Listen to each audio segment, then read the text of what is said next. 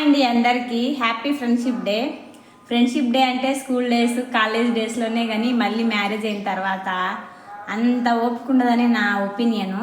అత్త తిడుతుందనో మొగుడు వద్దంటాడనో అనే ఉద్దేశం కాదులే, కానీ ఫ్రెండ్షిప్ ఉండదు మ్యారేజ్ అయిన తర్వాత.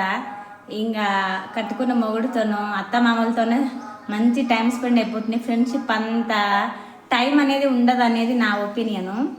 నాకైతే పెళ్ళైనప్పటి నుంచి మంచి ఫ్రెండ్ దొరికినారంటే అది మా అత్త మా మామ.